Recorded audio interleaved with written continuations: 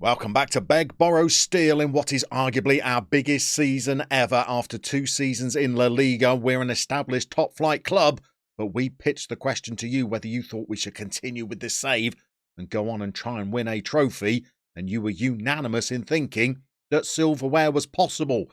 We've gone away and arguably had our strongest transfer window ever. I think we've got a squad that might be able to challenge the big boys this season. Maybe not for the league, but certainly for a cup competition. In this episode, we're going to show you all the players that we've bought in, assess the quality of our squad, show you our upgraded facilities, and play our first game of the new season.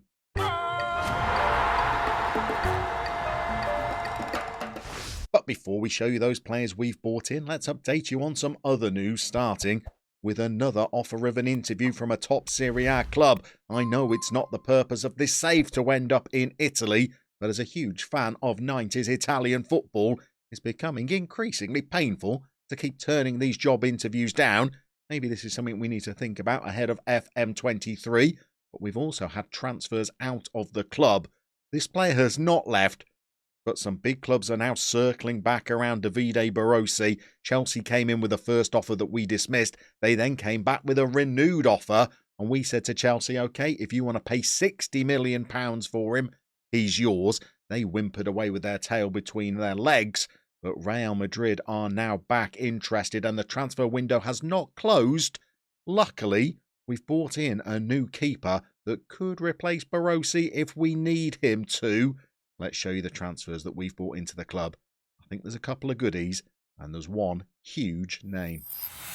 So let's kick off our roundup of the players we've bought in by showing you our keeper. This is Lukas Schneller, who we were tracking for the best part of a year. He let his contract run down at Jan Regensburg, where he's been playing in Bundesliga 2. He's come through at Bayern, and we finally managed to get him to agree to sign a contract a couple of weeks before his contract expired with his previous club. And I think he's a decent player. The personality is okay, and he is pretty highly rated when it comes to one-on-ones. He's good physically. Some of the mentals are great as well. Very determined, very brave, aggressive for a keeper, which might suit him because he's got high eccentricity and he likes to rush out a lot. He's a very different option to Barossi, but I think he is going to be at least a decent backup. And if Barossi were to move, he would become our first choice keeper. OK, this isn't really our next signing because we haven't got him through the door yet, which is a shame because he's a left back and our left back is injured for the next 3 weeks. So we're without one for the opening game of the season. We have struggled to find fullbacks. It is our Achilles heel. The best we've been able to do is to find Jada Silva, who we've bought in for a trial from West Ham, and they're going to let him come in on loan to us, only paying about 30% of his wages. The cons are that he's going to be pretty vulnerable in the air with a jumping reach of 3 and a height of 5'4".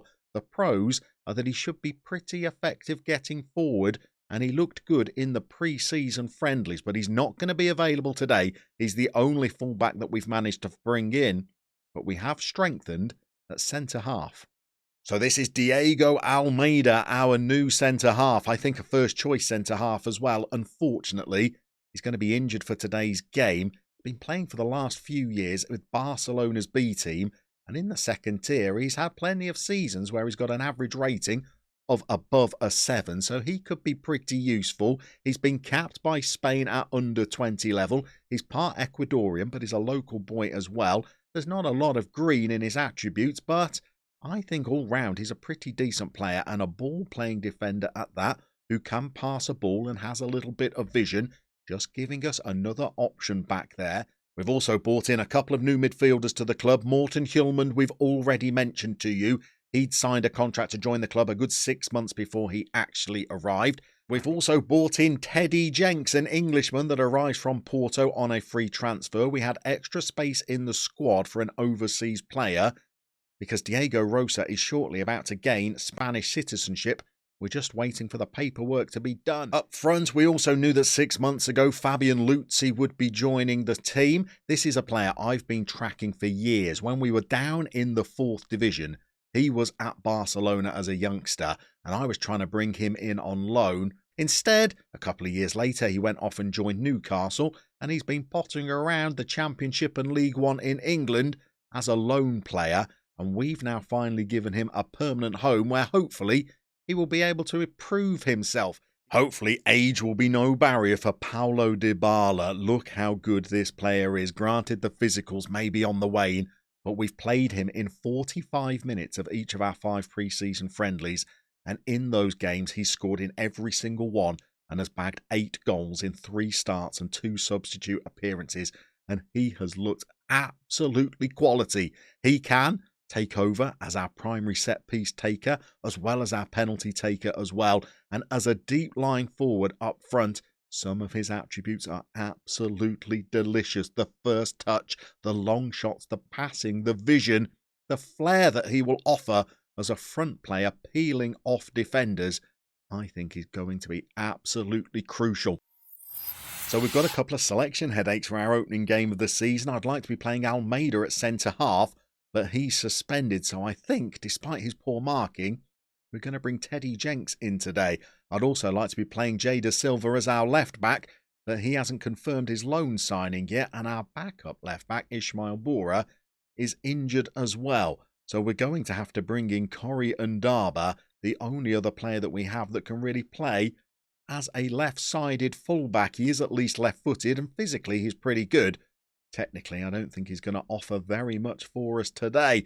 It means that we're going to be slightly weakened on what we could be when we put our strongest team out, but we are going to be seeing a debut for Paulo Dybala today, who has been in such good form during pre-season that he might even have jumped ahead of Alessandro Rossi in being one of our starters. And bear in mind, Rossi was second top scorer in La Liga this season.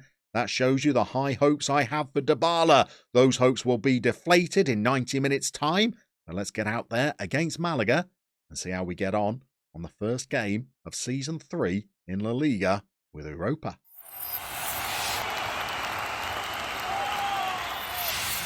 So the new season is underway. There is an air of anticipation. I do think we've got our strongest squad that we've ever assembled. I would have liked to have upgraded further in the fullback positions. The transfer window's not closed yet. We're pretty tight wage budget-wise, but you never know. There might be a little bit more that we are able to do. We'll see whether we could perhaps bring in a right-back before the transfer window closes. I think one of those would be incredibly useful to our cause. To today's game, we're in action against Malaga today. They are newly promoted, so hopefully we might be able to get an opening day win today. And early on, we've got Makoum in, and he has rifled us in to an early lead. There's only 4 minutes on the clock, and is it Dybala that has teed him up? We have made a little tactical tweak by bringing Dybala in, by the way. Rather than a pressing forward on attack, we're now playing a deep lying forward on attack. That's where you find Dybala just dropping deep, and he has used all of that technical ability and years of know-how to tee up Makoum, and we have high hopes for Makoum this season. I would like to think that he might be able to get 20 league goals this campaign, given how well he finished during the last 6 months of last season. We've only got 6 minutes on the clock, and we are into the highlights once more. Malaga have thumped it long. Here's Rosa. Here's Cordoba, a player that needs to have a better campaign this year, by the way, Cordoba, given that he wasn't great last season. And we've got Irishman Kieran Murray on the bench, who played well in pre-season and is pretty close to edging into the first team above Cordoba. To be brutally honest, it's only Cordoba's transfer value and his branding as a wonder kid that's got him the nod today. We would like him to be a little bit more effective than he was last campaign. We're into the 20-minute mark now. We've got the ball with Ndaba, not expecting much of him as a marauding left wing-back, but he's giving it a go. Here's Dybala again. Oh, he is class personified. Tees it up on a plate for Cordoba, and he's blasted one over the bar. I thought that was probably an easier chance than Makoum had, and he scored, whereas Cordoba has blasted it over the bar. Dybala's now put in a free kick. Not his best work, I would say. Now we've got to try and win the ball back once more. 32 minutes on the clock. We've not been overly threatening since scoring the goal. And Ndaba has been or dispossessed by a player. Luckily, we've won it back. Here is Jenks, little Teddy. Not really a centre-half, doing a filling-in job for us today. Hopefully, he can settle quickly to Spain, having spent some time in Portugal. He speaks Portuguese, French and Dutch, as well as English, but no Spanish. So he might need a little bit of time to settle. And having said that Corriendaba would not be a raiding left-back, he's got forward, sent a ball through to McComb, but the ref is having a look at it. He's reviewed it with the VAR, but it is awarded. Well done, Corriendaba. He's made a little break down the left-hand side. He's escaped past his marker. That's a composed ball. McComb gets his second of the afternoon. He has started the season in rude form. And we need to try and win the ball back. We did have an incredibly good pre-season, by the way. We played 5 games. In 3 of them, we scored 4 goals. And 2 of them, we scored 5 goals. And we were playing some reasonable opposition. Although maybe not as strong as Malaga, because on 36 minutes, they have got their way back into the game. They've played a ball over the back of our fullbacks. Is this Corriendaba that's got caught out? It is. His player has run off the back of him. It's a good finish, to be fair. Barossi didn't get anywhere near that one. And Daba gives with one hand, takes away with the other. He helps set up the second goal, but is probably culpable for Malaga's first goal. And now we're racing towards half-time. We've scored twice. We've got an XG of 1. I think we're going to go into the break 2-1 into the lead. But Malaga have come back into that a little bit. I think we need to tell the boys that they should not get too carried away. And I think we need a third goal.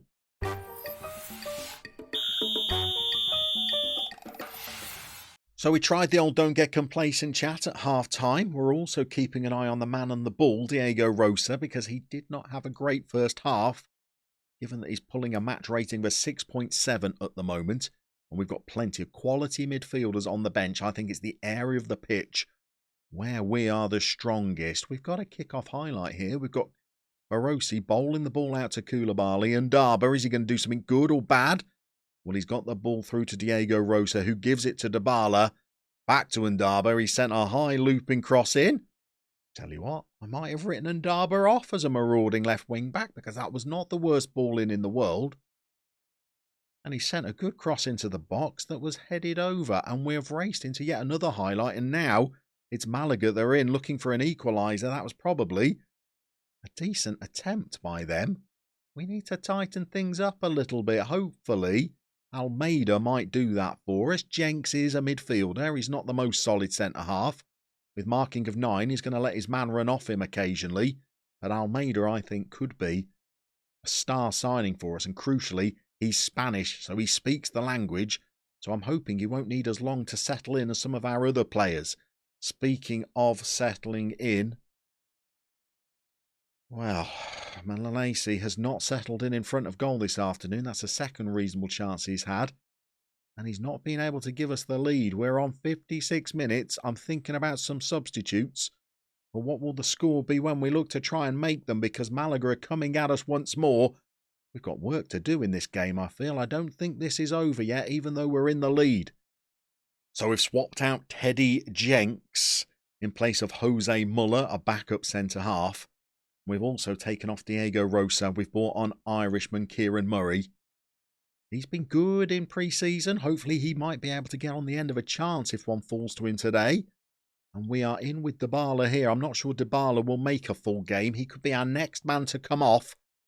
Although he has just got his second assist of the game. He's teed up Milanese. That's probably not as easy a chance as the one that he blazed wide earlier, but he's rifled this one into the roof of the net.